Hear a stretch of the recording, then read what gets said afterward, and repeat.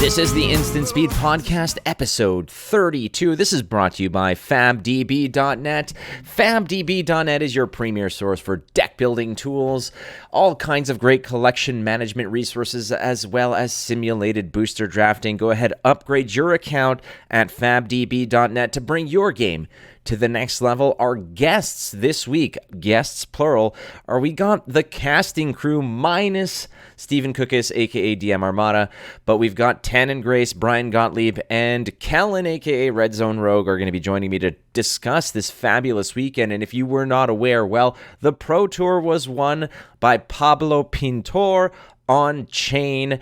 That was a thrilling match. I am so glad that I got to be there front row center alongside the casters and just be there. I mean, it was incredible. The calling, with the biggest calling of all time, over 800 people playing, and it was won by Mateusz Sas.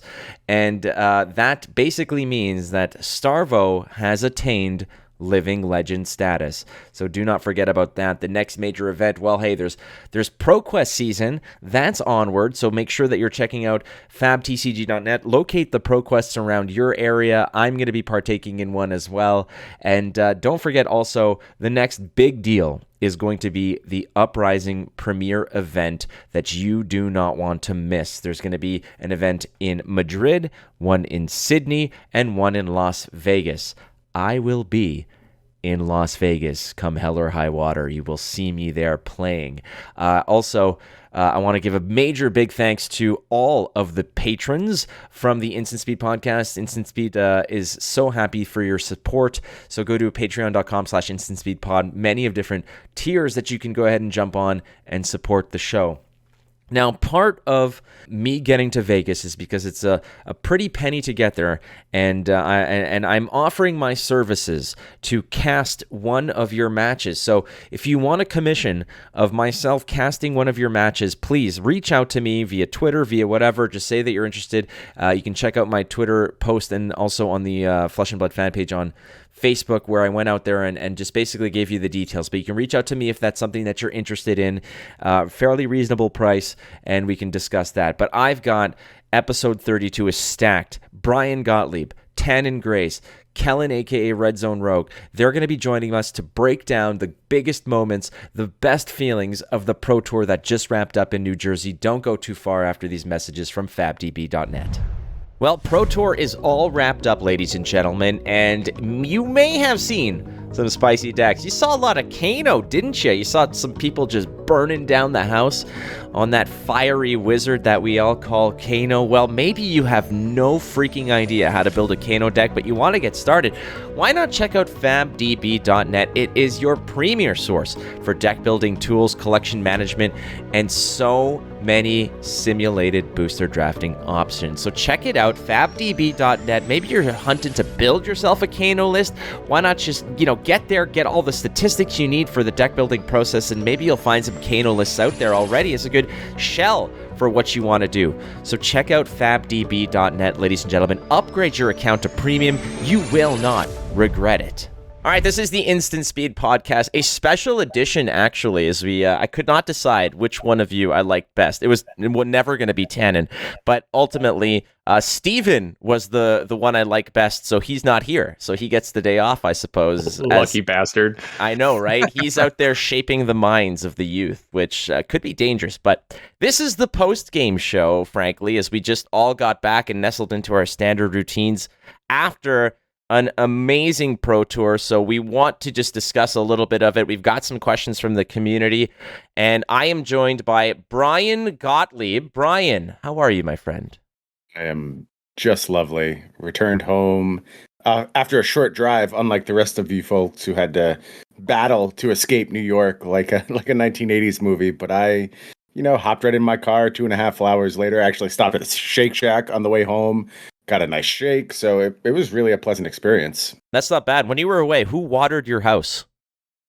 My house is actually already got firm roots, so it just waters itself. It's self-sustaining at this point, basically alive. Just got to know that. All right, Kel, aka Red Zone Rogue, you and I actually had an airport date, so I saw you I saw you absolutely last, frankly, but you made it home. How are you, friend?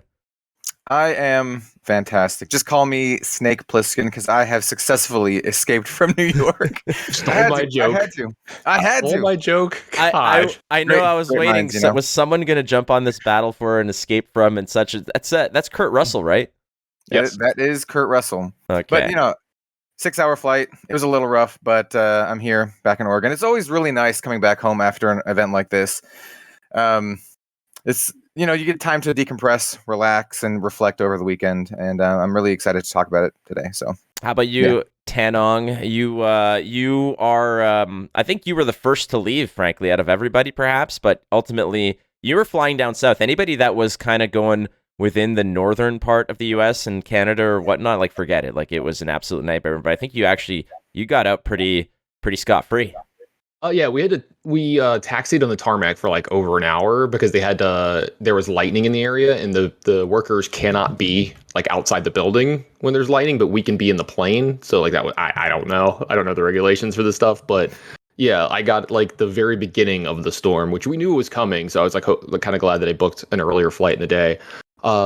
Being home is very, very nice. Getting back into the routine, as Kellen said, is a little difficult. I was utterly exhausted. I think I slept for like over 10 hours the first night that I was home. I haven't done that since I was like much younger, maybe my college days, stuff like that. So like I felt a little good there, and I just got some really good news today. So I'm feeling a lot better. Anybody who's been following me on Twitter, you know what I'm referring to. Yeah, just in case they're not, unfortunately, Tannon's amazing little puppy Beignet, which is French for donut, actually, or pastry, was feeling under the weather. So I'm glad to hear that there's good news there, Tannon. Everyone's pulling for you, buddy, because I think it's a gigantic consensus that we are all enamored with our furry friends, and I know that you every time that we talk on here, Tannon, you're always like, hold on, somebody wants to say hi, and then Benny's there. So that's really very, very reassuring for everybody. So we're all pulling for Benny. But the weekend, gentlemen, again, Stephen right now is unavailable. He's out there teaching, but we'll have him on a future episode. But we were all there from the get-go. What's his day job? Does anybody actually know? He's a music teacher. He's a music teacher. Saying, what is one of those? Is that what he has? Is that because we wouldn't know, right? No, we don't know what day jobs are for the most part. We've had them in the past, but here we are. I mean, it's the middle of the day, and we're like, "What are you doing right now?" Schedule's clear, so we're basically sharing stories about where we're going to be going. But this pro tour, we'll go down around the horn here, and we'll start with you, Bryan. But just initial impressions of that first night, let's say at either the Pro Banquet, but that first day, that Friday, once you're walking in, and I don't want to say that there was ever a doubt that this was going to be a big deal, but I wasn't prepared for not just the sheer impact of seeing everybody, of seeing all the events, the cosplayers, the smiles, the joy, but how sustained it was throughout the weekend as well. That is an excellent point. Certainly there was always going to be that moment of excitement, right? But was it going to last? Was the event going to run smoothly? Were the good vibes going to stay present, or was it going to become marred in controversy or competition, or does that all go out the window and it just becomes about the dollars when you get down to the nitty gritty at the Pro Tour? It just was never the case. Everyone had a blast. The positivity surrounding just the game, the players, the environment, it was jaw-dropping, frankly. And I think that comes from just the top, the way LSS sets things up. If you heard any of James's speeches or Q&A sessions, it just came from a place of like appreciation and celebration and wanting this awesome, inclusive community that just loved gaming and loved being in the company of each other. And all of those tenets, they just permeated throughout every interaction I had throughout the weekend. That's a very fair point. The fact that it just stayed, and Kel, I know you were out there, and a lot of people were approaching you as well for pictures. You were everywhere, buddy. You were on the casting desk. You even got to do the alpha draft, you lucky bastard. And it was awesome. Just your initial impressions again. This to me felt like it wasn't so much about crowning a champion as it was about celebrating the game. What were your impressions just throughout that entire weekend? Oh man, dude! Like, what can I say? It was an amazing weekend, and I remember coming in on Saturday, and it felt busier like significantly busier than Friday, and Friday was already busy. Like there was already a ton of people. I'm like, holy crap, there's so many people. Like the artist booths were slammed like constantly. Like James White was slammed constantly. Like there was just people everywhere, and it was awesome.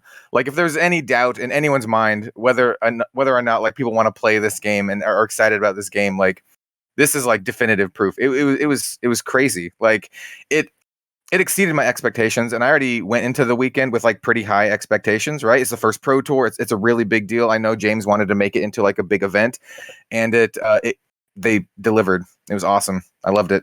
Tannon, It's exhausting, but I loved it. Yeah, well, exhausting is definitely one of the words, and I wouldn't even say exhausting from a point of like, oh crap, I'm glad this is over. But you know, if anyone's exhausted, I feel like Tannon is probably very much up there. I know that I shared a room with you, Tannon, and like there were times where it's like, all right, you know, usually you have that kind of that sort of roommate mentality. If we're in there, we're gonna laugh and have a good time, and we're just chilling out in the room watching just like, you know, sports highlights and whatever. But eventually we're like, yeah, we're done. Like it's just quiet time. Like just shut the TV, go to bed. And you were probably one of the hardest working people there, running around, taking pictures, taking interviews.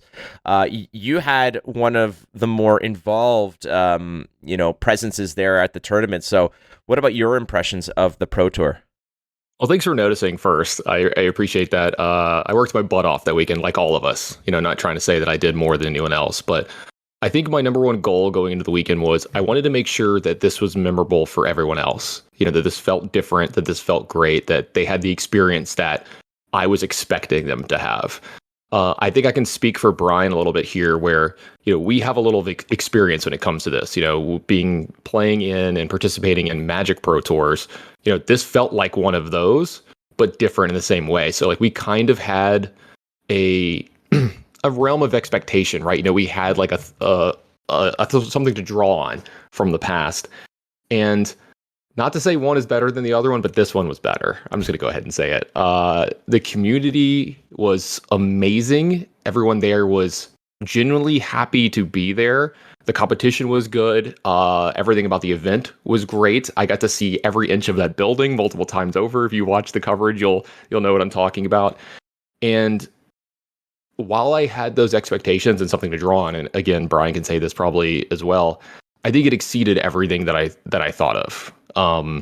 You know, while we, you know, might not have gotten to do every little thing we wanted, you know, some people had to be turned away from the calling because of just space. You know, that was probably like one of the only negatives on the entire weekend. The amount of sheer just joy that was in that building. Like, I don't know how you could have had a bad time in that building this weekend. It was so palpable. It was so electric. It was, I mean, you couldn't be in there and not just feel how happy everyone was to be there. And I honestly can't wait to do it again.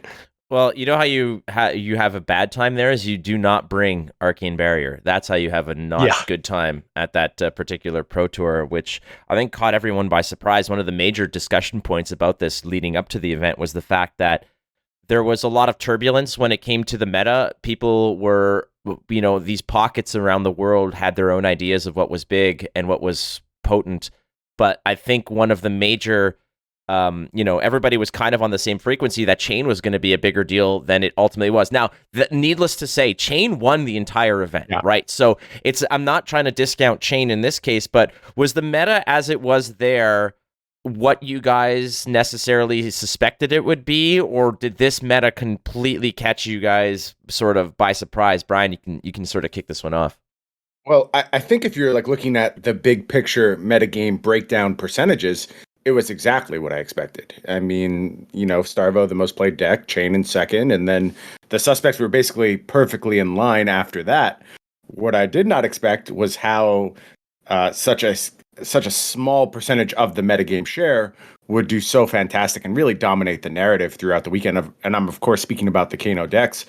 7 Kano players in the room. So, sure, if you told me there were 7 Kano players in this tournament ahead of time, I'd say, yeah, that makes sense.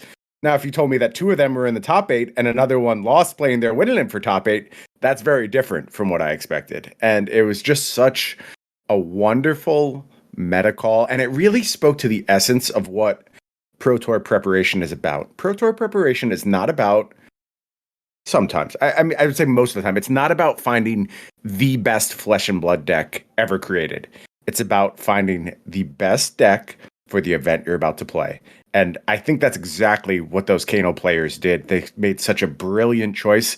Do I think like Kano matters all that much in the metagame going forward? Not really. I think you pack Shock Charmers in your Starvo deck and you've mostly addressed the problem at this point. And that ripples really hard and Kano sort of, fades into the background again. But was it an amazing, incredible, insightful choice for this event? 100%. Yeah, it felt good. It felt definitely good to see the people who put in the work in that regard of just kind of getting their finger on that pulse and really reading it be rewarded in that regard. You mentioned it on the broadcast multiple times, and I had to echo this statement and myself, is the fact that, like you said, 7 Kanos, but they were very successful. That is in your how you ate is that's how you quote unquote break and evaluate and break the meta.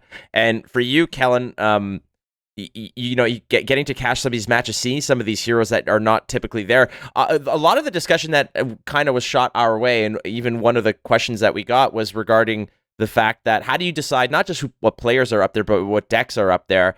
And we always discover that usually after round 3, it's tougher and tougher to find the variety. But Kellen, were you satisfied with what we saw on stream? Yeah. Overall, we did have the occasional Starvo mirror match here and there, but that was going to be inevitable. There were so many Starvos, like 120 something. But we saw Lexi, we saw Kano, we saw your Prisms and Chains, and it was very, very exciting overall. I mean, I echo the same sentiments that Bryan does, right?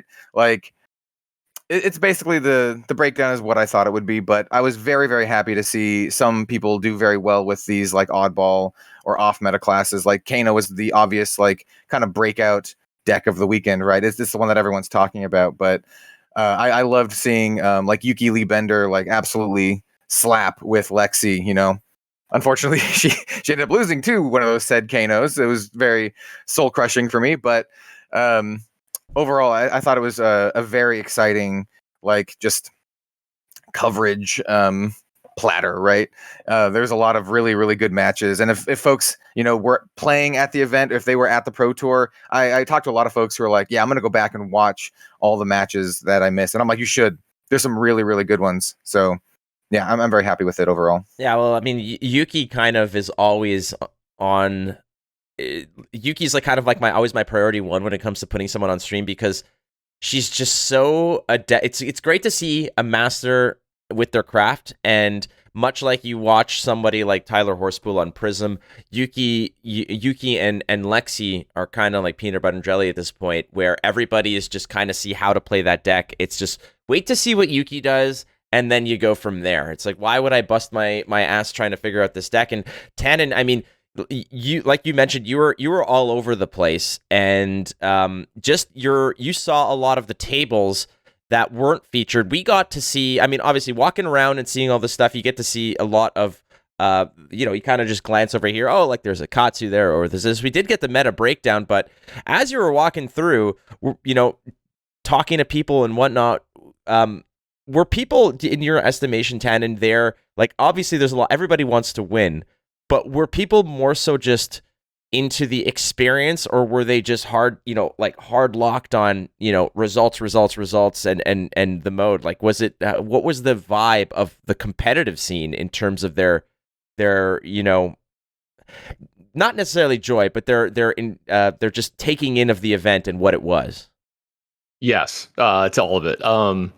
You did see people kind of make deck choices with their heart instead of their brain in some spots, right? You saw some people, we saw a decent bit of dash, right? Definitely there were some people who registered Katsu and some decks that, frankly, look, those heroes are great, but their time is not now. Like, they're not as good as some of the better decks, and that's okay. Like, that's part of a card game, right? There's always going to be a best deck. There's always going to be tier 2, and there's always going to be like the next one down.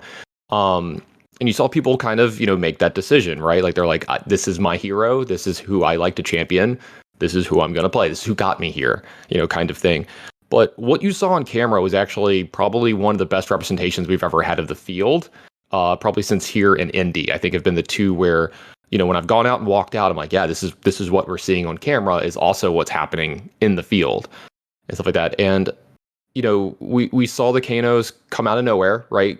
However you want to say it, and do well. It was definitely the breakout deck of the weekend. Do I recommend playing that in your next event? It's probably not a good idea, and Bryan and I talked about this on the coverage. It's a big thing to talk about when you have a tournament like this, right? A smaller, and when I say smaller, it's still large, but smaller than a calling and less open than a calling. And what I mean by that is all these players qualified to be here, and they are very heavily incentivized to do as well as possible at this event.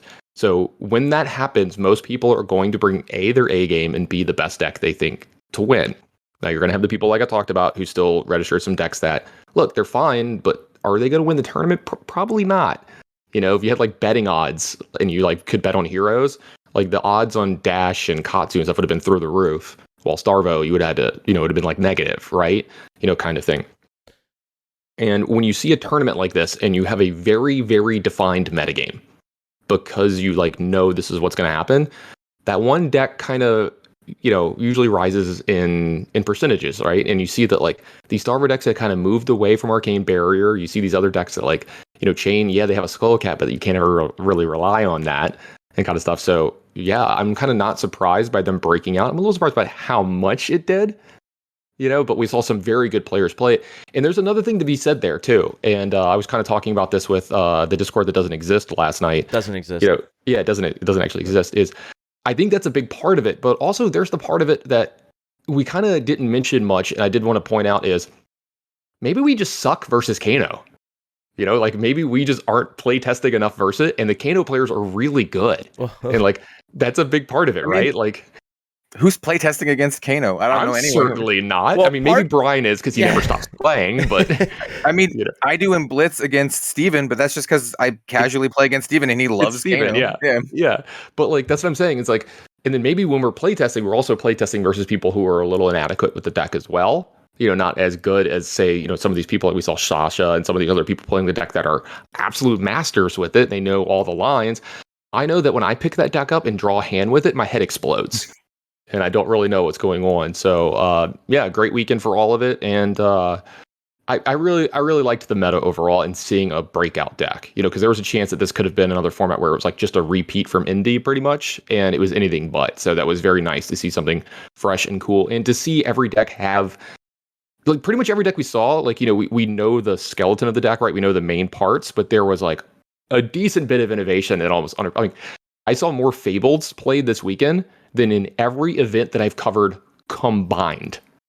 And I thought that was super cool. And that's not just because of Kano. We saw it in Starvo and stuff and other things. We saw Tome in decks that we hadn't seen Tome in. There was a lot of innovation, and I think it's going to have ripples throughout the metagame, and you're going to see a ton of it in this upcoming season. As soon as this weekend, so people have events this weekend. So it's a good point about who's practicing against Kano, and I think a lot of the problem is also just it's A, no respect for it perhaps, but B, also go and try to find a player good enough that if you're practicing against Kano, you're practicing against them properly, because what we saw up there was it was maestro levels of being able to wield it. And it seems like they're just spinning their tires, they're kind of it's just this Kano wizard circle jerk of pitching and looking before anything kind of fires off. But ultimately, is Kano still good? Is Kano sort of the big boogeyman now? Because it's only it's getting more wizard stuff apparently. I don't know if it's gonna be an Icelander situation. You guys feel like the meta right now prior to Uprising is set, or is it still constantly in flux? Because Living Legend has been attained for Starvo. We're not going to see it until post Uprising. Is this meta still kind of bubbling up? Are things still kind of changing? I know I've got ProQuests coming, and in my mind, I'm not looking for Starvo or Prism or Lexi at that rate. I'm actually looking for other ridiculous things that I want to try out here. How do you feel about moving forward, about what the solidity of the meta versus is it still kind of a little bit fluid, Bryan? I think this might be the best metagame we've ever had, actually, in Flesh and Blood. And that stems from not only very clear targets, but these rogue decks that can just sort of spike out of nowhere. And Kano is going to be part of that. Like I said, I don't think Kano is like the boogeyman of the format now. I don't even think it's close. I think it's very easy to adapt to Kano. And in fact, I expect people will overcorrect against Kano for the time being. So that would not be my choice. But like, I'm playing a ProQuest this weekend. I'm going to play Lexi. Do I think it's the best choice? No, I still think Starvo's the best choice. And it would be hard for me to change my mind about that. But I think Lexi is a viable choice. And I think that there will be more viable choices as this ProQuest season extends. Tannon mentioned Dash and Katsu as like heroes that sort of are lagging behind the meta. I agree with Katsu. I actually think Dash is even a hero that could steal a ProQuest or two, given how things are set up. And if you have a really good read on, okay, I expect people will now do this, they'll overcorrect in this fashion. So I don't think this meta, well, it's weird. It is solved. Like, we know the pressure points of the meta. Starvo's always going to be a pressure point. Chain's going to be the aggro pressure point. And I think Prism, for its sort of unorthodox play patterns, will always be there, always demands respect. But at the same time, anything below that can have its week. And that's what you want from a really, really good metagame. Like Tannon said, something has to be the best. That's fine. But you want to be able to challenge that with various tools. And I think that's where we are right now. And it's really exciting to see. Oh, it's great. And this entire weekend was fantastic. And I mean, we're going to just open up to a little discussion over here. And I think that something that is very important about this past weekend is not just crowning champions and giving out money and having a good time. It's the fact that this kind of was like, this might have, I don't want to say it might have been do or die, but if this was so-so, if this event was just kind of mid-tier, that could have been bad news, because this is something that James had mentioned, like 8 or 9 years of since like the conception of the game in his mind to where we are now. This is basically the litmus test of, is this the real deal? And I know a lot of other players who might not play this game, but there were a lot of critics about this game and saying that, at every juncture, at every little hiccup or speed bump, it was that this was sort of a dying endeavor, that this game was not going to last. It wasn't the real deal. But let's be real here. Besides the Pro Tour, you had 150 plus people for a commoner tournament, 400 for Battle Hardened, 800 for the Calling. These are all essentially the extra sprinkles on what the centerpiece was of what this tournament was. What is the impact of this Pro Tour and how it played out? Just not necessarily on the fact that, everyone had a good time, it was good, there was no major screw-ups, but on the longevity of stamping this game as legit. We'll start with you, Kellen, in terms of, you were here since the ground floor. So yeah. This must have been important for yourself, not necessarily from a personal, but it's like, I was here, I believed in this game for years, and so you have a really good grasp of just the sheer impact of what this event means for the longevity of the game. Yeah, I mean, ever the optimist, never had a doubt. But I mean, also at the same time, I talked to one of the Chris's from LSS. There's a lot of Chris's at LSS. I don't remember his last name, but I talked to one of the Chris's from LSS, and we were talking about how the event sold out, and we're talking about how it's a good thing and also a bad thing. It's a bad thing because some people are bummed that they weren't able to enter the event, right? But it's also a really good thing in terms of optics, right? Because you can say your event sold out, your Pro Tour sold out. People are clamoring to play the game. They want to play the game. They want to be there, but they can't because there's not enough space. And that is just, it's a good place to be for a game that's only been around for a couple years, right? It's really, really establishing itself and getting a foothold. I see other content creators and folks in the gaming, the card gaming space, picking up Flesh and Blood every day. I saw some folks, I did a tweet because I'm giving away a Fabled package for Vegas, and some of the people were like, my favorite part about the weekend was learning to play Flesh and Blood, and that just kind of it all goes into the same thing, right? We just have so many people wanting to play the game, so many people picking up the game. Events like this, being the size they are, really gives people I don't want to say incentive to play, but kind of, right? If everyone's playing, you're you think to yourself what am I missing out on? It's right? Validation almost. Yeah, exactly. But we can think part of it is people are I don't want to join a dead game, right? People want to know that if they're going to invest, they're investing because it's going to pay off for a while. This is basically kind of cemented Flesh and Blood as the real deal, right?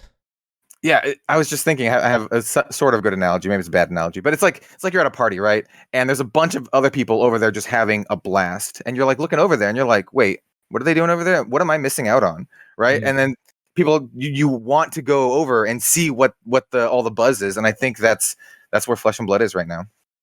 Yeah, I know. Well, we can keep this open. I mean, jump in if you guys have thoughts on this, but I feel like this whole event was partially for me. At the conclusion of all this, it's there was a lot of obvious like pats on the back amidst the community of saying, look, this is a good thing. But there was also part of it which is, and not on purpose, but like part of this could also be taken as kind of like a little behind the back, like middle finger to everybody who kind of doubted what this can do. And obviously that's not the objective of this. This is not an event that was done out of spite. We're out there to enjoy it the way it was, but there's got to be a little bit of kind of like, yeah, told you so aspect to this. I mean, I can't speak directly for LSS, but I know that I was in contact with them a lot during the weekend, talking to James, talking to the Chris's, talking to whomever, from LSS. And overall, they were all what's the right term for here? Like they were like in shock and awe just at how great it was. But I don't mean in shocked as in like, oh, this is, we didn't expect this kind of response. Like they obviously were expecting it to be great, but to see the culmination of all the work of all those years that you mentioned into actually seeing this in person. And, I definitely caught them once or twice. I definitely caught James once, just like kind of looking over the room with that, the proud dad moment almost, and like looking over and like, look what we did, look what we created, and it's here, right? The hardest part was, I felt like I got there and it was over. It was appreciating the weekend for what it was. But I know that when I asked them, I was like, hey, how was the weekend for y'all? And they said, besides the fact that we had to turn a few people away from the calling because of space reasons, it was amazing for them. They're like, this is, it could not have been better. This is great. We're loving everything about it. The response was great from the people as well. So I think this is going to be seen as a resounding success by everyone involved. The people going, the people like us that were putting on the show, and LSS who, it's their baby. So I don't think it could have been better. Bryan, one thing that keeps coming back, it keeps coming to my head, and it's so interesting.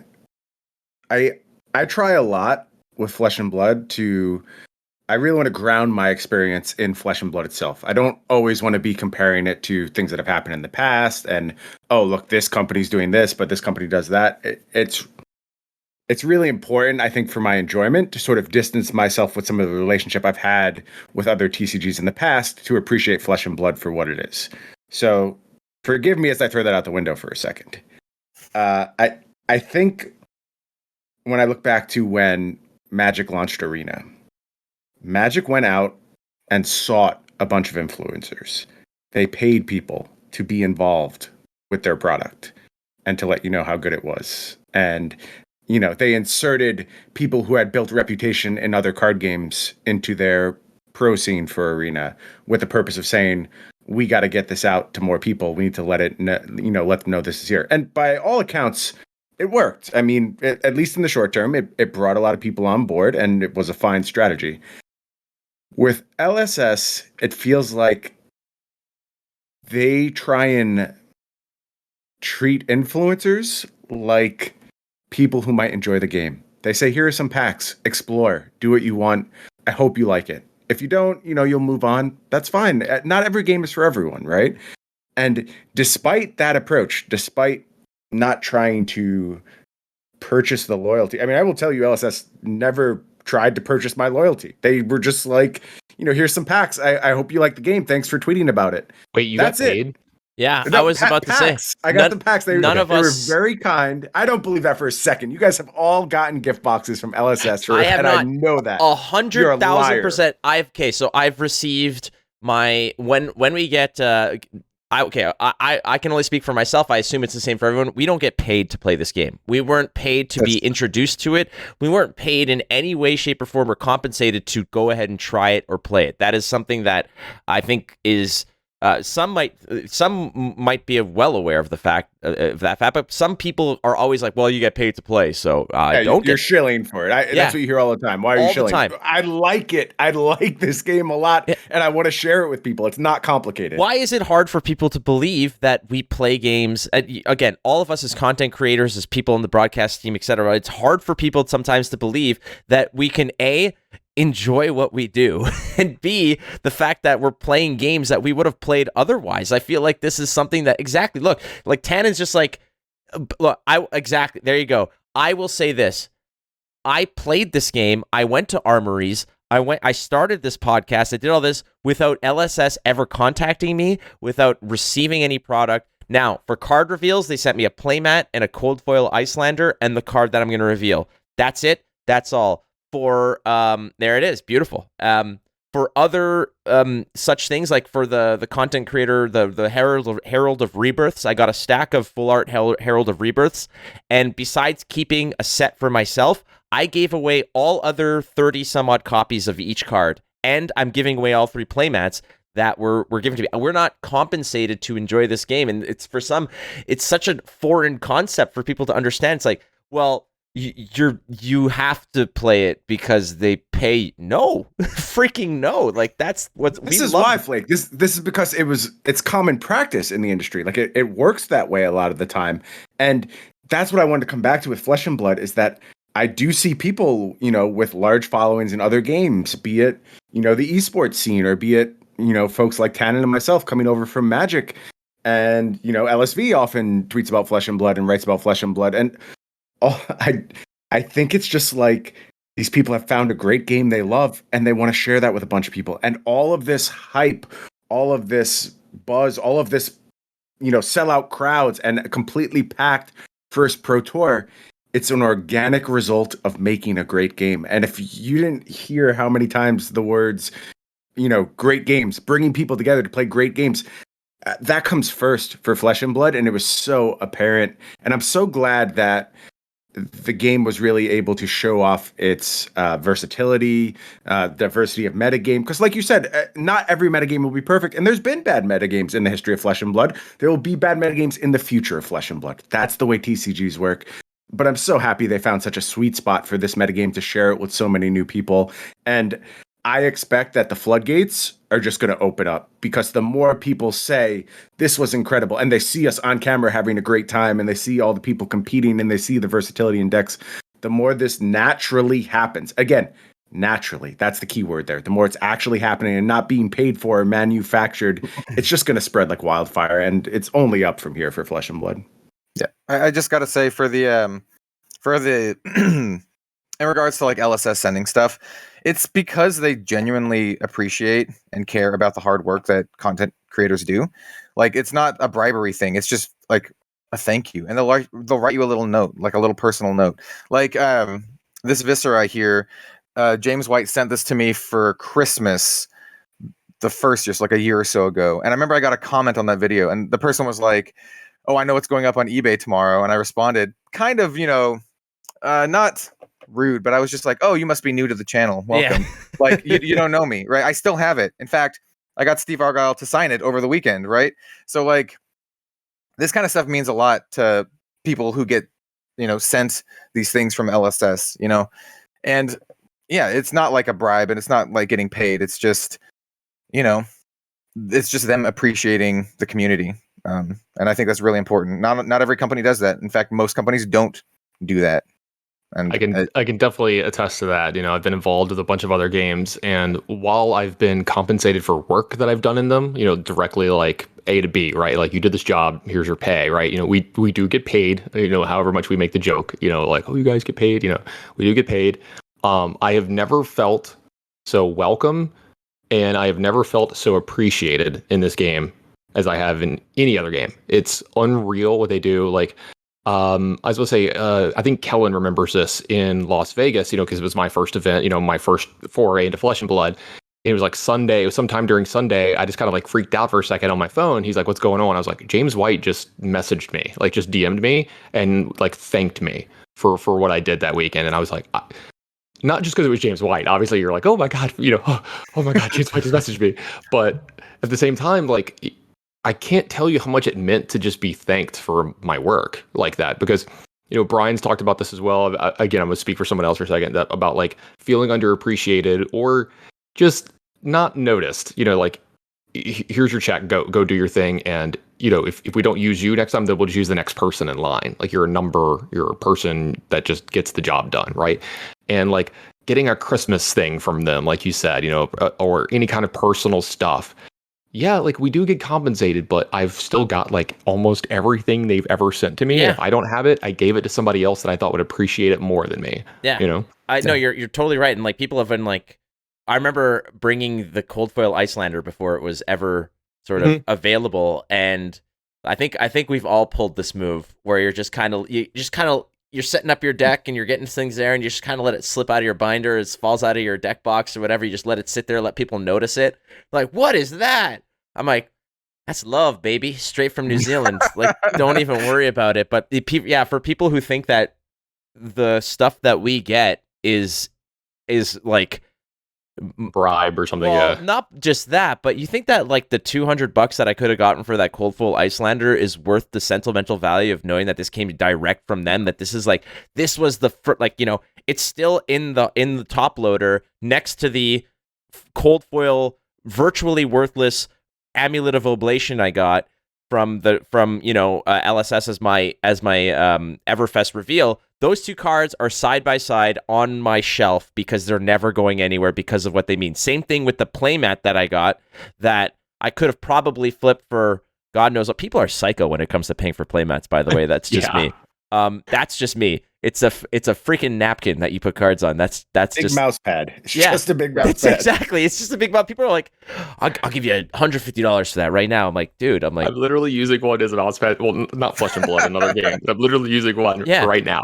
But I'm never giving that up. Like, I brought that when I was gonna go. Another thing I want to talk about is just James giving a shit, like, essentially. But we'll get to that in a second. But when I was gonna bring some things to get James signed by James, I was like, oh, I'll bring a stack of all my legendaries and I'll just have them rifle through them. I'm like, that's unfair. I'm like, I'm gonna get things that are significant. So I brought the playmat that they sent me, the Icelander playmat that they sent me, which is probably not the most valuable. I don't care. I brought a tunic, a skull cap, and my cold foil heroes that I won at ProQuest. I'm like, these are the things that I have either opened up myself or I've won, and these mean a lot to me. I don't want to overload them on stuff. But I'm like, if I do get past it, I'm like, because these things are, it's not, if I wanted to really just bank on it, I'd invest a couple $100, get a cold foil of something, have them sign it and flip it for a lot more with a picture of verification, like that and whatever. And that's not what it's about. And it's definitely apparent that the care that we show for it is not just appreciated and noticed by LSS, but I mean, one of the things that has been told to me from LSS and from LSS employees and such is that they're completely aware of what side of their bread is buttered when it comes to it. They put out a good product, but besides the fact that somebody sees the product on a shelf, when they want to go learn about it, when they want to get a better idea of it, who do they see? They see myself, they see Red Zone, they see Arsenal Pass, Tannon, Bryan, people tweeting about it. That's the front facing, and they are completely aware of it, that we are essentially the frontline ambassadors to the game, and they are all about just making sure that we are not just well taken care of, but that we are aware that they appreciate it and that they know. And I have felt that through and through, and not just from the emails and the free like spoilers and stuff that we get, but the fact that they're constantly kind of coordinating with us, talking to us. And James at this event was like, are you guys okay? Do you need anything? How are you? Like, obviously he was exhausted to hell, but did you get that feeling when you were there that like James was just like, I just got to make sure that you guys are doing well, that this event is sort of, that everybody, he was stretched so damn thin, like it was insane. He was a ghost by the end of it, but I get that feeling that they give an F, like they give a shit about us. I just want to just say one thing really quickly. That was frankly amazed me, actually. I knew a little bit about this, but I didn't know everyone watched it. So I talked to all the LSS members, and so many of them were like, hey, it's so great to meet you. I love watching your videos. And I'm like, what? You watch my videos? Like almost all of them did. like Josh, Judge Josh, Josh the Scott. Chris's, Alan Hale, like they're like, oh, I watch your videos, and that I was a little taken aback, right? I'm like, I make the videos. I don't assume that the people making the game also watch them. I maybe a little bit, but it really shows that they care. They care enough to watch them. I know, like, for like. I did a giveaway like as a 2-year anniversary for Flesh and Blood, and James messaged me with a screenshot after I did this, because I think to enter you had to comment like your favorite thing about Flesh and Blood or something like that. And James sent me a screenshot of an internal email that he sent to the team that was just like, "Hey everyone, you should watch this video and read the comments." It's just like hundreds and hundreds of people just saying what they love about our game, and the fact that like he watched the video at all, like, was like really touching to me, like, I don't know, it's just small things like that that really shows that they give a damn. Yeah, I think the best representation of it for me, like, I remember when that happened, Red Zone, I was like so happy for you. It was so cool to see that. The thing for me, like meeting them this weekend and seeing them in person, is like, LSS is like this thing that's kind of has been aloof for us. Like, we know of it, like we know it's got, what it does for the game overall. We've emailed with these people, we've corresponded, we've had video chats, right? But seeing them in person and seeing them realize their dream happening in real time and in the real world this weekend was amazing. And every one of them this weekend, I could tell, was utterly exhausted. Probably a lot from jet lag. Definitely a lot from jet lag. They all were saying, they were having problems, sleeping at night. One of them even went as far as to getting some melatonin so they could get a decent night's rest. And, you saw that, like, and one thing that I wanted to point out is how hard they worked that weekend to be front facing, to be available for everyone there, and to give everything that they had. Because, some of y'all didn't get to see them, outside of the venue, like at the hotel, or every now and then one of them would rush back to the coverage area to kind of get away from everything for 5 seconds, so they could breathe, maybe rest for a minute. You said he was kind of a ghost. Yeah, James seemed to be a dead man walking at the end of the weekend with how much he was putting forth and what he was, trying so hard to convey. And honestly, like when I see it, you can appreciate it for what it is, but that's LSS in my mind, right? It's just a group of people who genuinely love what they're doing and will bust their asses to get it done and do it right, sometimes to the detriment of their own health. And you see that this is a physical representation of how they perceive their people and how they perceive their game, right? They are putting everything they had into it this weekend, giving everyone every ounce of energy that they had, and then ounces they didn't know they had afterwards, pushing through all that. And you could see it on James's face, you could see it on the Chris's face, all of them. Excuse me. You could see just how hard they were trying to be there, to be present and be available for people. Because, I was talking to them and they were telling stories about it, how like they're just like us gamers too. They're like, yeah, like we have our families, and he's like, I'll put them to bed. And then at 1 a.m., James will message me like, hey, what if we do this with this card? Or, hey, is the verbiage correct on this? Do we need to change the verbiage so we don't have problems in the future? And they'll be like, well, now I'm awake for the next 2 hours. It'll be like 2 or 3 a.m. And like they'll be messaging you after, and they're like, hey, I'll talk to you in 6 hours when I see you in the office. Let's get some sleep? Yeah. My kids get up in 4 hours or whatever and stuff. And hearing that kind of dedication for a game, they're not just putting in the time when they're in their office. They're generally thinking about it all the time. They're just like us. They're just like the people that they're making a product for. And I don't think it could be in better hands. And this weekend was just a big affirmation of that. Bryan, you want to throw in on that, buddy, or are we going to? I mean, I think we've said enough about it, and I think to the extent that like some people watching this are probably wondering why we're so fixated on it. And all I can say is that it's night and day. From like, all of us have been in this gaming space for so long. We've dealt with so many of these companies and games, and the way they treat their fans, their employees, their people, it's just completely different from anything I've seen before. And it's worth noting because it is so different from everyone else. Yeah, no, that's a good point. And we've all sort of been around the block with different games and been very intimately involved with other communities. I'm very lucky. I mean, I work very closely with Gwent, and CDPR has been nothing but immensely supportive of me over the years. So I can't say that I've necessarily had bad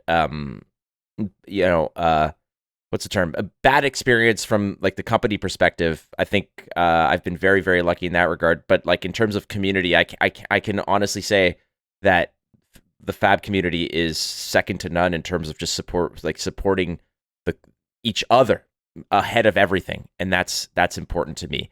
All right, so we do have some questions coming in from the community. We're going to get to those right after a short little BCW commercial, as it were, a little ad, a little 60-second spot. But I think that before we do that, we're just going to go around again. Steven, aka DM Armada, wished he was here. He is out there. He's working right now. So before we cut to break, how about we all just say a quick nice thing about Steven, just so that just to see if he's paying attention. So Bryan, a nice thing about Steven Cook is, if you will.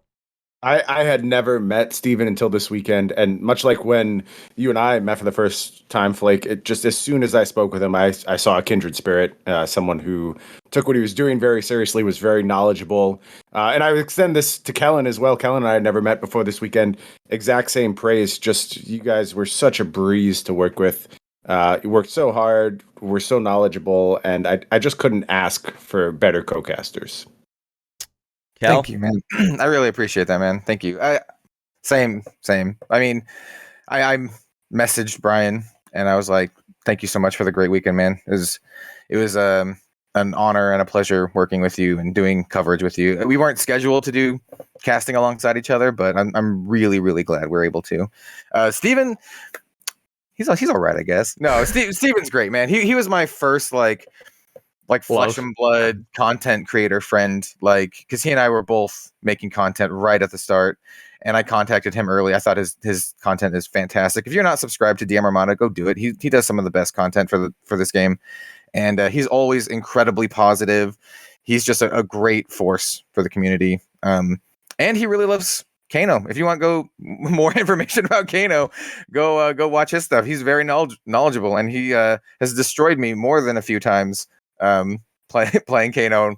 So yeah, Steven's a great guy. And I basically I don't know if a lot of people know this, but I for all these events, including this one and all of the other ones that I went to, we all like travel and room together. So he's also just great travel companion. Yeah. All right, T-Bone. Something nice about Steven. I don't think I could ever say anything bad about him. The guy is a ball of energy and positivity. He is, in my opinion, the best person doing coverage for Flesh and Blood. I think he's the absolute perfect thing for the booth because he toes the line perfectly of like casual to super competitive to super knowledgeable of like the cards interactions at a competitive level, and then he like knows the lore and stuff like that. Right? There's not a card that he doesn't know what it does, and I think about him the same way that I think about Kellen, that I think about Red Zone Rogue, where I kind of owe them so much because they were the lifeboat that got me through Vegas. You know, the first event where I was prepared as I could be, but not as prepared as I wanted to be. And they made me look a lot better than I should have. So I owe them so much professionally, but I actually think of them both as a very good friend.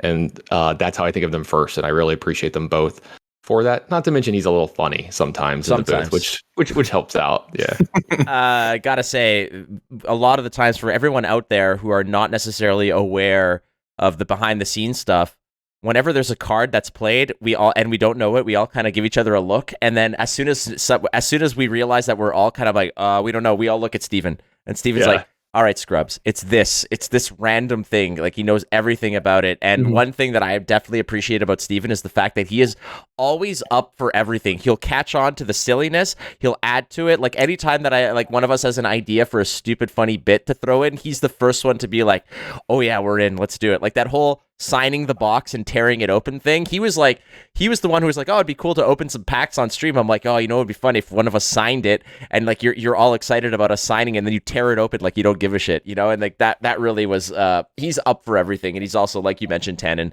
an absolute house when it comes to knowing the stuff inside out. But all of you are just excellent. All right, that's enough for this little kumbaya session about telling us how great we are. We have a few questions from the community that we're going to get to. So right after this quick message from BCW Supplies, we'll be right back, friends. So don't go too far.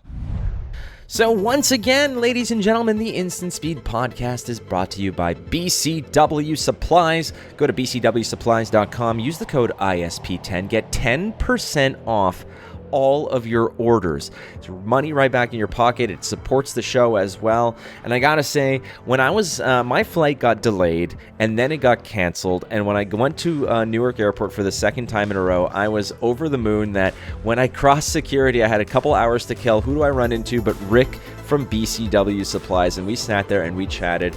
And there is no better company, in my opinion, in terms of just, you know, giving you great prices on great protective equipment, not just for cards. Are you into comic books, coin collecting, record collecting? There's all kinds of stuff out there that you can go ahead and explore, and Rick is one of the best ambassadors. So go check out bcwsupplies.com, use the code ISP10, do it, support the channel. You're gonna get some great stuff as well. All right, friends, we're back. Again, the wonderful panel of casters who have generously donated a little bit more time. Steven is out there selfishly teaching the youth about, you know, the wonders of music. Loser. No, I'm kidding. Steven couldn't be here. We're going to get Steven on separately to talk anyways. But we've got some questions from the community about a little bit of behind-the-scenes stuff. Again, we get a really great look at not just the matches themselves, but how the operation goes, and we have a lot of fun with it. So let's dig in. This is kind of going to be like the Go Again segment, but it's all good. So the first question is from Nick Plays, at Nick Plays Cards, saying, what do you hope the future of Flesh and Blood coverage will look like? And for myself, how it is right now, obviously we have a little bit of things here or there. It's hard for me to say what would look better because it's already so good, but I know that we've all discussed sort of our quote-unquote ideal scenarios, but Bryan, you can kick us off over here about what you think the future of Flesh and Blood coverage would look like, and things you may want added to the broadcast. Well, I just think I want more of it. Like, I just want a constant flow of Flesh and Blood coverage in my veins. And granted, that sounds kind of selfish because I do some of the Flesh and Blood coverage. I'm not just looking to work more. What I actually think is, like, we have to find a way to kind of scale things down a little bit and make it easier to do coverage, make it cheaper, more cost efficient to do coverage, because it's expensive to put on these shows. I mean, you know, even if you're not talking about hiring such incredible, good-looking professionals such as ourselves here on this cast. And Tannon too. Yeah. I mean, that is expensive, but like the production costs and moving stuff all around the country, that's tough. So I would love there to be more Flesh and Blood coverage, but I think there's got to be a balance between these full-on productions like we do with the Pro Tours and a thinner, less cost-intensive way to do it. Yeah, version. Diet coverage, but more of it. Like I add as many callings as possible, and I would love that for Flesh and Blood. So I think if anyone's onto those type of solutions, we're starting to see them in some other TCGs, people doing like backpack coverage streams and then looking real good, quite frankly. Like them doing an excellent job with very low resources. Someone figures out a good way to bring that to Flesh and Blood, could be worth a lot going forward. Gail, how about yourself? I mean, You've been there since all the way back to Vegas, I believe, and we've seen the progression. Same with Tannon, but we've seen the progression and the improvements and kind of like the little learning curve of how these broadcasts go. Where would you want this to go in, let's say, like in a year from now? What is a year from now is like Pro Tour, or even Worlds at the end of the year? What does that look like, hopefully? So some of the big things that I'd wanted, we're already starting to do. And by that I mean like the card pop-ups. So that was a thing that we wanted early on that we tried to do, and it was a little jank and wasn't working very well. This time I think it worked very, very well. The program was very responsive. There's a couple like little tweaks here and there that they can do with the interface, maybe making some icons bigger so it's easy for us to, you know, quickly push the button without having to worry about hitting like a different button and taking the whole card away. So there's a little bit of things here and there to like fine tuning with that, but a lot of the stuff that I really wanted, we're already doing. Like Bryan said, just more coverage would be great. It'd be fantastic. Like baseline, if just every calling plus, like calling and higher event, just had coverage, that would be awesome. Because I know that's not the case for, just how it is now. Yeah, that's not bad. Not much else to say other than that, I think. I know, because we were treated to such a wonderful event, and when you say more, I'm like, yeah, more just means I get to go to more of these events and cast these major events. Tannon, I know yourself, again, you're a career poker player in the past, a pro poker player as well. And I know that when we were discussing a while ago what the ideal pro tour would look like, there were certain elements I think that you had taken from that. But tell us a little bit about what you want to see from what a future FAB, like the ideal FAB coverage looks like. Yeah, I was gonna say, there's a few things that we have some cool ideas. Like I would love to see a see-through Arsenal slot where we can have a camera underneath, and you know what they have arsenaled at times. Some formats are more important than others to have that. With Starvo being super popular and Crown of Seeds being a thing, it's not as important. But to particular, like one of the things you were talking about, like hole cams, as we call them in poker. But kind of going on to what I'm trying to answer this without giving some stuff away that I know that I can't talk about as well. So hopefully I don't get in trouble. Yeah, so I don't get in trouble. But I will say some of the stuff that we've mentioned here and that people want, right? Like just more coverage, cheaper ways to do it so we can do it more often, et cetera. Things that aren't the Pro Tour, where the budgets might not be as big, et cetera, et cetera. That's all in the works. I can at least say that. That is something that we're rapidly approaching. A few of you I've even had conversations with you about it, about like, the future of this, what it's going to look like, the ideas that we're having, because, honestly, you guys are smarter than I am, so you can help me out here. Yeah, it's true. Yeah, it's I'm sorry. I'm here to support my guests, and I'm here to, pump the tires on your statements. Sure. But in the future, like the few things that in particular that I would like, even though we'll see if they happen or not. One, I would love at the bigger events, you're thinking of things like Worlds, Pro Tours, maybe National Championships, anything bigger than a calling. I would like, and I think we did a good enough job of what we had this weekend. I want it to feel a little different when you're watching it at home and when you're there. You don't want it to feel the same as a calling when you're at a Pro Tour, because it's bigger, it's grander. It should feel different. One of the small things that I wanted that it creates a lot of logistical problems, and we need to figure that out in the future, is at events like this where there's huge matches at stakes, world championships, stuff like that. I would love a viewing area for at some point. The problem becomes a lot of things, like where do you put it? Because we can't have it too close to the feature match area. We don't want to infringe on what's going on. We can't have it next to us because of the noise that'll go back and forth. The actual logistics of it, like getting some seats together, getting a giant television, or I've heard a lot of people talk about this. It wouldn't be the highest quality picture, but you can get a decent projector and just project it on the wall in one section of the room and just have some seats put up. And, this is something that used to happen in some games in the past, and I have some fond memories of it. It does create problems, but I have some fond memories of sitting down with like 100 other people or whatever at an event, because like, hey, I want to watch the finals of the Pro Tour. Like, let's go get some popcorn. Let's go get whatever, right? And you sit there, and like I kind of envisioned you, Flake, and like your suit, walking up and down, doing your MC stuff that you did so well the whole weekend, and just tossing packs to people while they're there. Just go open up a pack of Everfest or whatever and start tossing out whatever the newest thing is. Or like doing, just doing something fun with it, right? Get in the crowd. Can you imagine after like a big game? We have a camera over there. We get to see the crowd's reaction. Like, when a player hits a big home run, or like a guy hits a 3 like late in the game, and they show the crowd going nuts. Think about this, seeing some reaction. Ravenous Rabble ripping a Granian Tome off the top. Yeah. You got to call that. I said, everybody, I'm like, oh. You did, exactly. Everybody back there was like, bam! And I remember because we were chatting about this. I think I got to mention, I'm like, you know what? It might happen. It's the dream, but it might happen. And you actually got to have it happen. It was amazing. But I'm on board with you. Like the big deals, like the Worlds and the Pro Tour, I feel need a little bit of different thing. And I had the joy of being able to cast like a major Gwent event where they did bring people in and they had a viewing area. It was separate from the stage and the production, but being there and watching everybody kind of take it in together, I think that having a separate expert analyst desk is like a post-game analysis thing where you have like the replays of very key elements. Like they could have blocked with this, they were kind of doing this and this and that, and like why they were. I think that would add extra elements, but I have to say, like you, it would be great even to have the caster desk out in the open where people might not hear us over the loudspeakers, obviously, because the games are going on. But if they just see us in action, because one of the behind the scenes things that I wish more people were aware of is just how involved we are, pointing at things, looking at each other, checking notes, interacting not just with the two casters, but like we're talking with like off screen, like muting the mic and saying like, Steven, like, what does this mean? Or Kel, like, what is this? Like, what is the significance? Can you pull this up? Can you check on this? Could you, and there's so much going on behind the scenes that would be fun if other people can kind of see us kind of getting up. And Tannon, I think, Tannon uses his chair maybe 40% of the time. Like, he's up there, he's like pointing, he's leaning in, he's grabbing your arm, like it's like a roller coaster, right? I can't sit still, man. I just can't do it. You can't.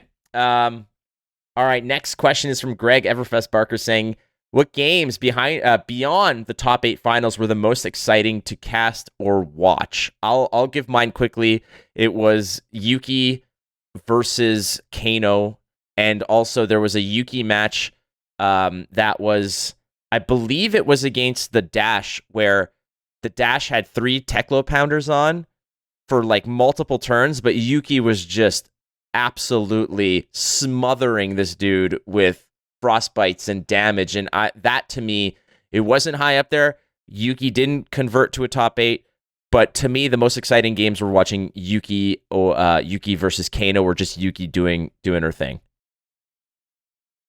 I agree with you, Flake. Yuki comes to mind immediately. The other one that I really want to mention, Tannon and I got to cast, I forget Ian's last name, but Ian, a devout Ian Kenderdine. Ian Kenderdine, yep, former LSS employee. And, as I spoke with LSS, they were all rooting for him in that match because just fanatically devoted to the Brute class and Levia for so long.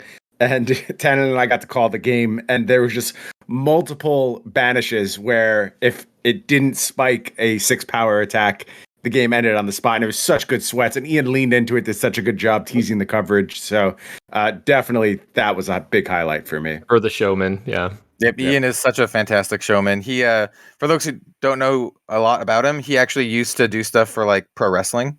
So he's like, really, yeah. There's actually some like videos on YouTube of him like interacting with like pro wrestlers and stuff. So he's quite the showman. He was like my what do you call it? Hotel room partner for the weekend. So I actually did a lot of testing with him, and I ran chain against his Levia a lot, like a lot. So I do want to give a huge shout out to my boy Ian. Like, even though he didn't get there, like he did a fantastic job. And then obviously as a massive Ranger fan, I was elated to be able to do coverage for that Yuki match against Dash.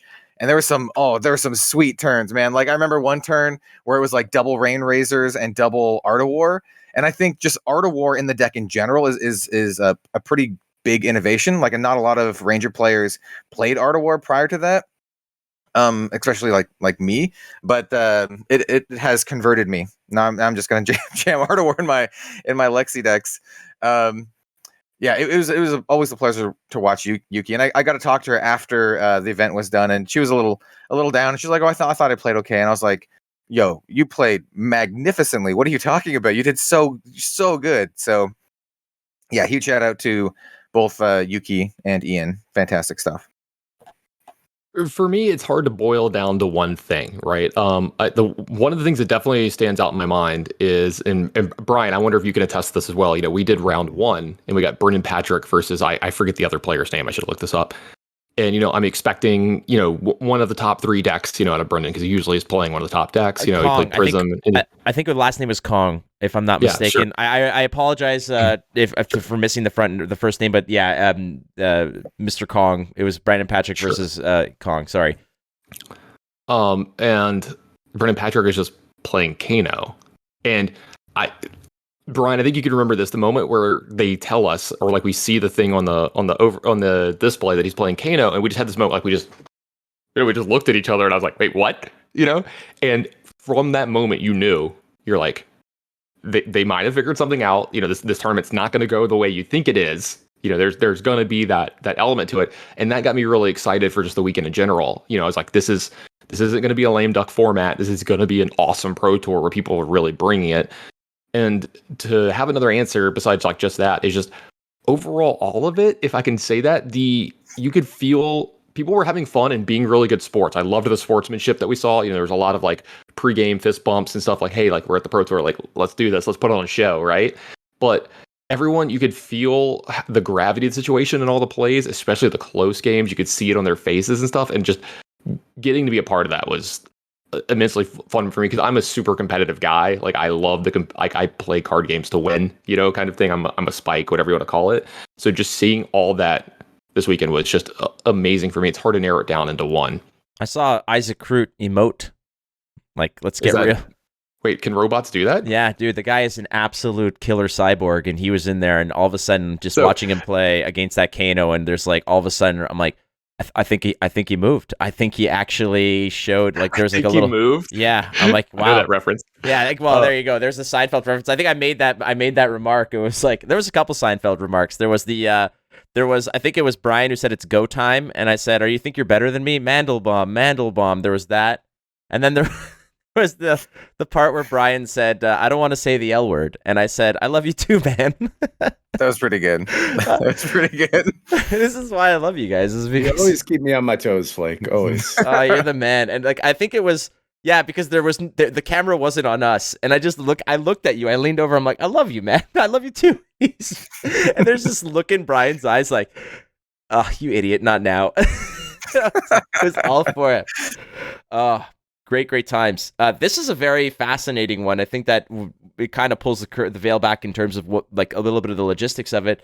How this is from Lee McLeod, says, how was it decided which folks would commentate alongside each other? I noticed people switched around often.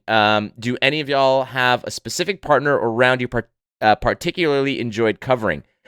Just as a blanket statement here, friends, there's always a plan. There's always a plan. And to quote Mike Tyson, everyone's got a plan to get punched in the face. And we were punched in the face with awesomeness of this entire event. So just as a general thing, I'll let you guys discuss a little bit about the pairings and such. But the way it goes is that there's typically a lead and kind of like an analyst slash color commentator. Typically, Tannon and myself are usually leads, and people like Kel, Steven, and Brian are more of the analysis portion. But that isn't necessarily all it is, because let's get real here. Brian can crush both. Kel was on both sides, if I'm not mistaken. Steven is just like, when I cast with Steven, we kind of like share the load because he's so knowledgeable of what's going on. But in terms of the pairings, I mean, like, I felt like the fluidity of it was kind of just it got down to a point, I think, where it's like, okay, what's up next, and who's like really well versed in this? Because again, part of the responsibility from us is to give the people watching this the best possible insight into the matches. Yeah, I think especially in the early rounds where anything was possible, we did a lot of on the fly stuff. There was a full run sheet, like we had a plan as to how we would pair throughout, but we stayed flexible in terms of, making sure everyone was well rested and making sure all of our strengths were used to their fullest. And as far as memorable pairings, I enjoyed working with absolutely everyone. I just wish, I got a chance I didn't spend any time in the booth with Steven. I will do that in the future. I didn't spend any time in the booth with Matt Rogers. I want to do that in the future. I just, everyone who's involved in these broadcasts is so good at what they do, that the chance to work with everyone is awesome. I like playing both sides a little bit too. It's funny. I was always lead play-by-play in the Magic space until I came to Flesh and Blood. And then, we already had you folks, Tannon, Flake, you guys are so good at that side of things that I kind of flipped the script. So it was awesome when Red Zone and I got in the booth to go ahead and put that mantle back on. And I just love broadcasting, honestly. Like, it's something that I think about a lot. I studied a lot to, get to the point where I am now pretty comfortable in the booth, and I like all sides of it. So having that flexibility is really nice. Thanks for that, by the way. Well, I'm like, I didn't get to cast with Tannon at all weekend, and there's multiple reasons for that, Flake. Well, there's multiple reasons. Part of it is because Channel Fireball got saw my petition and honored it. The other is the fact that it's just sometimes it's not feasible, and I'm just upset. We're just the same person, I guess. Kind of. You guys are just running back and forth doing interviews, like.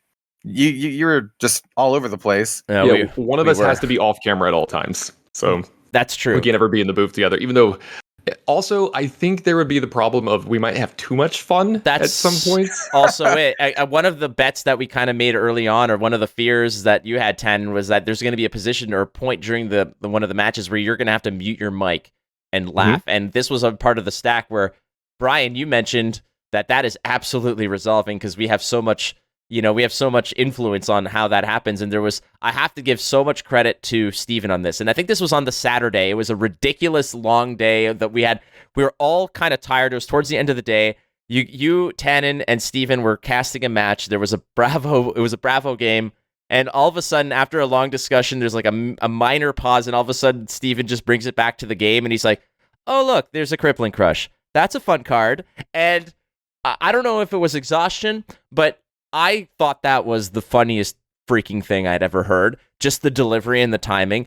You did too, Tannon. You look at me. You broke me. You broke me. Because you look at me and we're kind of looking at each other like we're not stupid. Like, that's freaking hilarious, right? And then we just started laughing and laughing. And if you guys go check the VOD of this, there's a point where Steven's trying to rescue that and starts talking a little bit. But I'm doing the cards, like putting the cards up on the screen. Tannon's at the desk. He's got his fist pounding the mute button because he's hunched over laughing. I'm laughing out loud, like I'm making noise laughing, disturbing everything. Steven mutes his mic, and if you guys go to that VOD, you'll notice there's like easily 15 to 20 seconds of dead silence as the game's going, because we're all losing it. Because I don't know if we were looped. Yeah, it was really good. He stayed a professional through it somehow. But if you go back and watch, the silence is hilarious if you know what to look for. It's just like the most dead air I've ever seen on any of our broadcasts. It's really funny. Yeah, there was no lifeline. There was no life preserver thrown off the ship. It's like to rescue us. It was just like, no, you're going to drown in laughter, and this is what's going to happen. But we got there. But yeah, to answer your question, Lee, we have a plan. It just, on the fly, things change. And certain people are like, I really want to cast this match. Or certain people are like, there are better people than me to cast this match. And that's 100%. And the one thing I can say is that despite the fact that, first of all, I got to give big props to Matt Rogers as on like the analyst side. He is an absolute ace at that stuff. Like, he's all right. Okay. He's pretty good at Flesh and Blood, I've heard, so just a little bit. Is Matt Rogers the Tannon Grace to you, Tannon, that you are to us? Like, you kind of like, you have to have a jab at Matt Rogers every time? I guess so. Yeah, sure. Because like I don't get to make fun of myself, right? Like I don't have, like, y'all have me as this easy target, right? to always come after. I don't have that, so I got to get it when I can. Stop being an easy target, buddy. All right. Yeah, I know, right? The second easiest target. So you're right. Last one, friends, before we wrap this bad boy up. This one from Mal Zed or at Ludibris.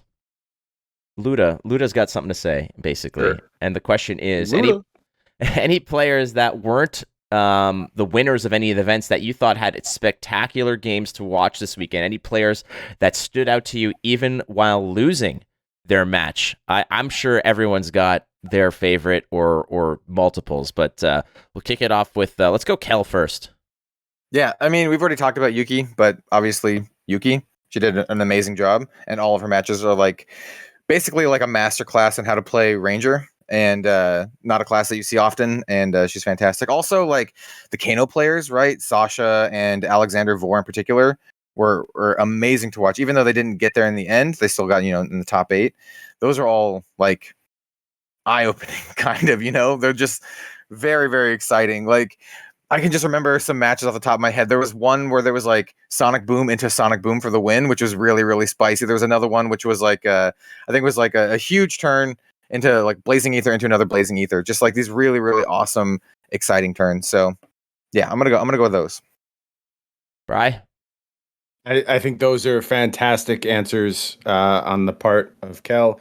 I want to mention a couple other top 8 competitors, I guess. I think Florin, as the runner-up, will unfortunately be forgotten somewhat in all the shuffle here behind Pablo's win, but it was just incredible in that top 8. Had a unique take on Starvo that I really think deserves a lot of credit. And speaking of good takes on Starvo, Masai, Duelfanel from the Discord that shall not be named, of course. I didn't know we were casting his game. I know him from the Discord and Twitter, and not so much his actual name. But as soon as we figured out who he was, I was like, oh yeah, this makes sense. A dude who just knows Starvo inside and out, has been on it for a very long time. So both of those players on Starvo, very, very impressive. In particular, I want to shout out everybody in the top 8. Obviously, like they had amazing weekends, and just anybody who was on coverage as well, because there's a lot of pressure, especially if it's the first time you've been on coverage for that kind of thing, for that big. There's a ton of pressure to perform there. Definitely want to third the Yuki stuff as well. Would have loved to have seen her make top 8 for multiple reasons. Another person that stands out to me is Chris Ray. He was our lone undefeated player after day 2, put on an amazing show with Starvo, played really, really well for a long time. Or he was one of the, the undefeated players like at 9-0. I think he was one of the ones pacing the field. But, his tournament didn't go the way he wanted to after that. He lost a couple rounds in a row and ended up missing top 8. And I talked to him afterwards. And, while he was disappointed, just see the fire still in his eyes, because like that could crush a lot of people, and that could put a lot of people in a spot where like you're gonna have a downward spiral, you're not gonna recover from this. And like I could see it in his face. He's just like, yeah, I'll be here again. I'll have this shot again. Like I trusted myself. And seeing that kind of resolve, I was like, this is a guy to be reckoned with in this game.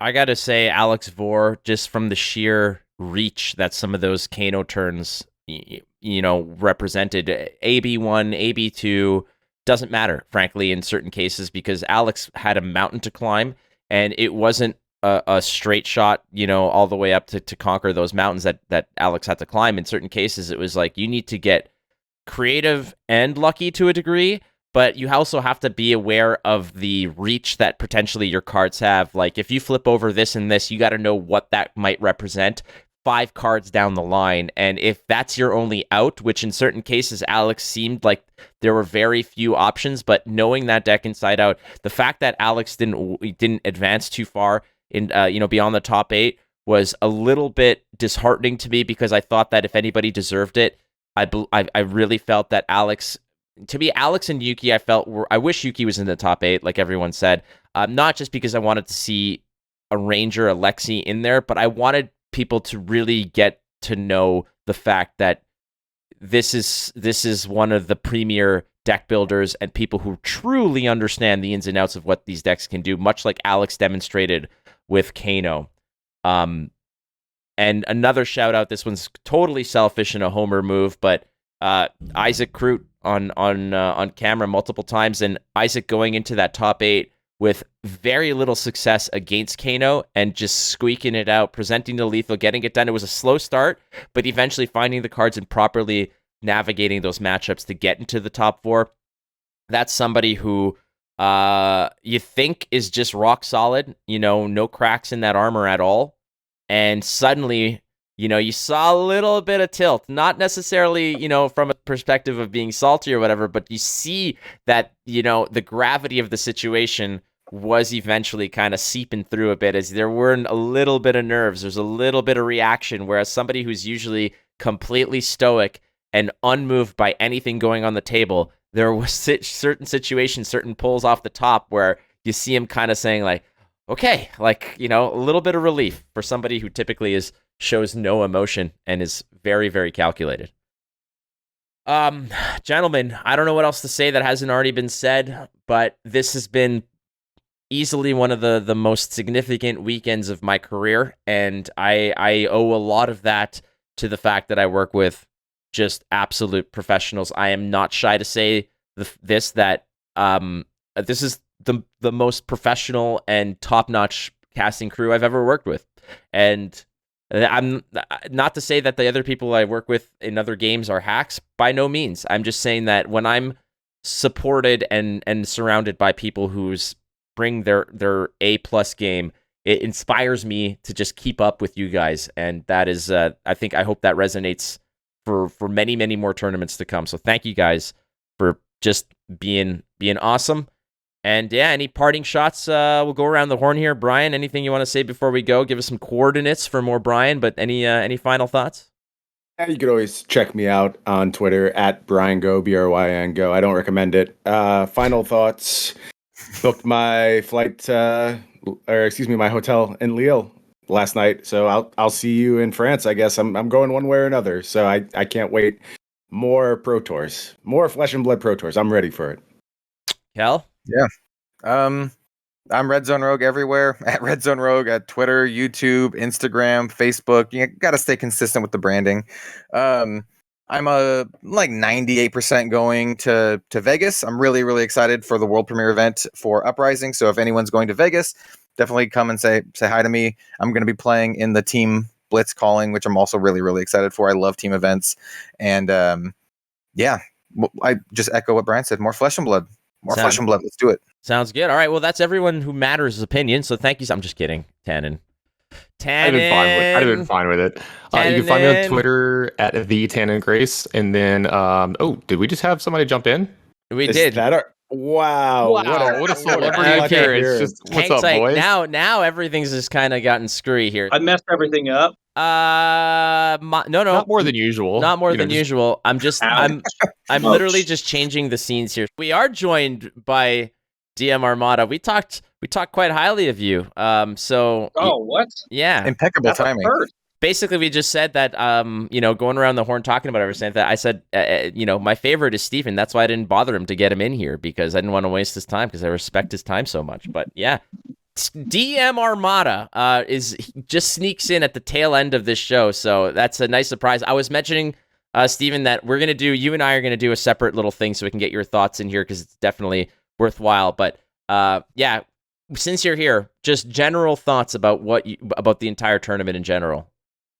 Oh, it's fantastic, man. I really enjoyed it. I liked watching it. I thought it was great showing from everyone that played. I thought, like, by and large, there was crisp, high-level play, and it really showed all the way through the tournament. I think all 3 days. Dude, it's awesome. It's awesome. And we also definitely put spotlight on the fact of, can you repeat the famous line that broke Tannon and I? No. Oh, man. Yeah, that was a good time. We were talking about strategy, and it was just going and going and going. And then one player played a crippling crush. I said, "Oh, look, crippling crush," and that was it. For some reason, that just got all of us, because it got you first, Flake, and then Flake made deep, meaningful eye contact with Tannon.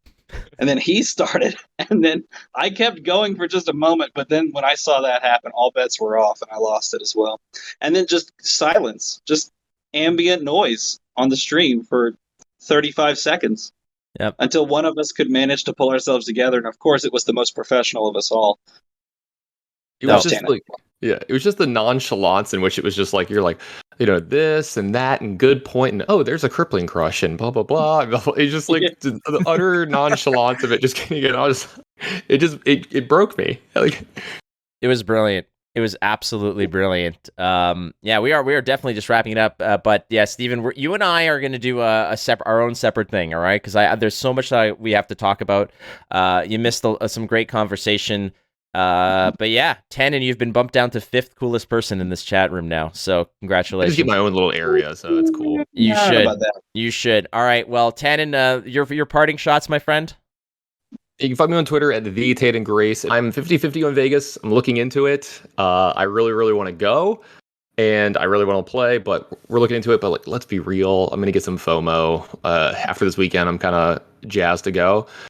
France is up in the air. We'll see what happens. We'll see what happens with that. So it's awesome. Well, gentlemen, thank you so much, and to everybody who submitted questions and interests, and just the support that everyone absolutely just cannon blasted into our faces over the course of the week. And the community for Flesh and Blood is strong. The game is in good hands. And after this weekend, it's like ride or die, baby. Let's I want to be there at every single one, and I think we could all echo that sentiment. So. From all of us, the casting team, to all of you who took this in and supported the show, thank you. We love you immensely. We will see you in hopefully dozens and dozens of more events over the course of several years. So that's it. That's all. Be kind to one another. Friends, don't forget you're not losing if you're learning. Thanks to the patrons. We'll see you next time on the Instant Speed Podcast. Well, I work hard. How come everybody wants to shuffle my cards? And I think that it's true. There's nothing of importance on the 6 o'clock. I know I don't need to say this, but y'all did an unbelievable job this weekend. Everything exceeded expectations, and y'all were amazing. Oh. And you made my job super easy, so I appreciate that. Hey, man, you make our job easy too, so. Yeah, you make us look so much better. It's incredible. Like, I don't know if that's a good thing or that's a joke about how I'm bad I had to. looking. Like, it works on both sides.